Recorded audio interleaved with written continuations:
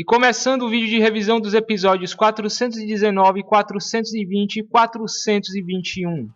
Começando pelo episódio 419, nós continuamos com a história do Guy. Nós vemos o Dai ensinando ao Guy o significado da primavera da juventude, da necessidade de ter uma regra própria na sua vida.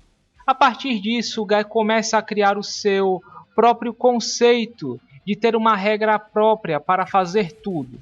Ele decide se tornar o rival do Kakashi, treina intensamente para ter um nível para desafiá-lo, ao mesmo tempo que também supera suas próprias dificuldades, até que finalmente ele consegue competir com seu eterno rival. Para o final do episódio, nós vemos o Dai ensinando os 8 portões ao Guy, e finalmente vemos o Guy abrindo o 8º portão em meio ao flashback do seu pai indo de encontro à morte contra os 7 espadachins da névoa, e assim acaba o episódio. No episódio 420, o Guy já começa desferindo vários Sekizous no Madara, que por sua vez começa a ficar muito empolgado com a situação de ver o 8º portão em primeira mão. Depois de uma rápida explicação de como é que o 8º portão funciona, eles começam uma estratégia de apoio ao Guy e usam uma combinação para mandar as Goldodamas para longe, ao mesmo tempo que fazem um buraco na defesa do Madara. Porém, nada adianta para derrotar o Madara, que de quebra ainda fica mais empolgado se divertindo com toda a situação. Só que antes do Guy mostrar a sua próxima cartada, nós voltamos ao Naruto, onde ele está se encontrando com Rikudo Sennin, que conta a ele sobre o passado envolvendo a rivalidade dos seus filhos Indra e Ashura, sobre sua mãe Kaguya, e por fim revela-se que o chakra do Ashura reencarnou no Naruto, e assim acaba o episódio. No episódio 421 continuamos com a parte do Rikudo Sennin, onde ele conta várias coisas que envolvem como Madara despertou o Rinnegan, o verdadeiro propósito do monumento dos Uchihas, o verdadeiro significado do Tsukuyomi infinito e o que aconteceria se todo o chakra fosse reunido novamente.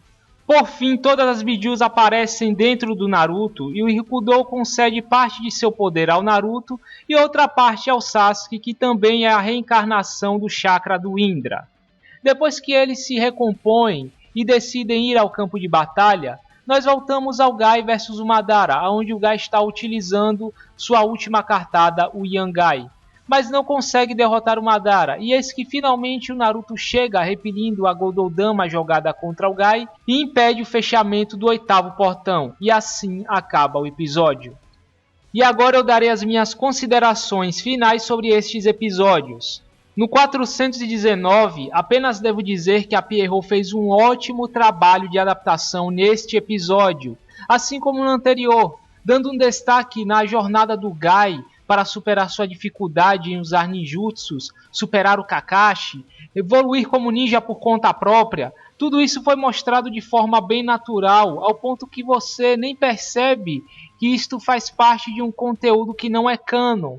Talvez algumas pessoas digam que a Pierrot enrolou e tal, porém é muito mais preferível que eles prolonguem um conteúdo canon como este do que criar fillers que muitas vezes não tem absolutamente nada a ver com o que acontece no mangá.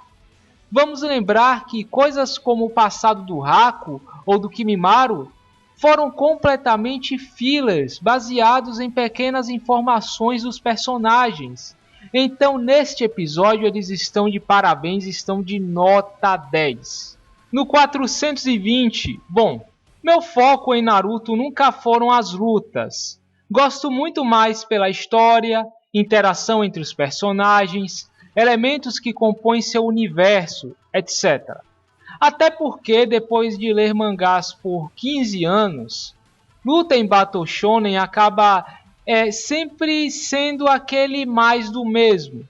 Mas hoje eu vou falar sobre esta luta do Guy versus o Madara. Vamos entender, meus amigos, que os mangás, principalmente os semanais, são uma mídia limitada em informação que ela pode passar por vez. O mangaka ele tem que resumir toda uma situação em poucas páginas. Algumas lutas e momentos são feitos pensando na limitação de um mangá. Muita coisa que fica ótima no mangá nem sempre fica tão bem quando é passada para o anime e os produtores simplesmente copiam e colam do mangá. Este é o caso desta luta. Faltou aí uma adaptação da Pierrot, um prolongamento, nem que seja meio minuto do Guy dando socos e pontapés, dando mais dinamismo à situação. Até porque o anime é uma mídia que dá liberdade para se fazer isso. E eles já fizeram isto em outras situações. Talvez a falta do Yamashita e outros diretores de animação que atualmente estavam trabalhando nos últimos filmes de Naruto seja uma resposta para essa situação, já que normalmente em momentos como este, eles não perdem tempo em colocar mais alguma coisa ali no meio, em dar um prolongamento. Bom, de resto, eu achei que o encontro com o Rikudo Sennin foi perfeito. Talvez só tenha faltado ali uma trilha sonora apropriada para o momento e tal, mas isto é só um detalhe. E só aproveitando para esclarecer uma coisa, tenham muito cuidado com certas traduções do mangá que vocês veem aí pela internet. Na tradução oficial, o Hagoromo diz que o Jubi foi selado dentro dele, assim como está neste episódio. Na tradução de certos scanlators, diz que o Jubi foi selado em ambos os irmãos, o que está errado. Agora chegando ao 421, lembro que na época em que esta parte do Rikudo aconteceu no mangá, foi uma comoção do caralho sobre esta questão de reencarnação. Até hoje parece que algumas pessoas ainda não entenderam que a reencarnação em questão é o chakra e que Naruto e Sasuke foram escolhidos por estes chakras, justamente por terem uma personalidade em comum com seus antepassados Indra e Ashura.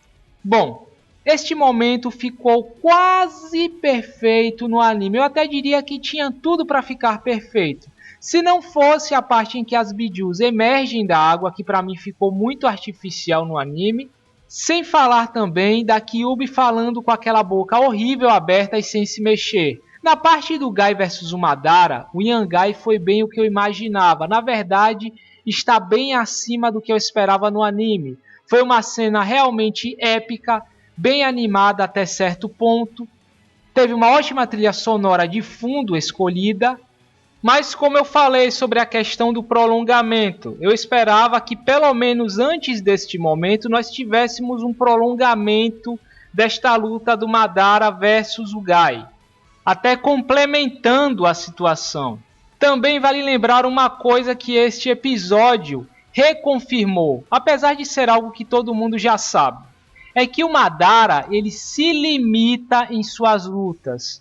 Durante toda esta guerra, ele esteve brincando com seus inimigos, usando o mínimo de sua vasta gama de habilidades para enfrentá-los. Porque ele é aquele tipo de personagem que adora aproveitar as lutas. E até certo ponto foi justamente esta arrogância uma das razões de sua derrota.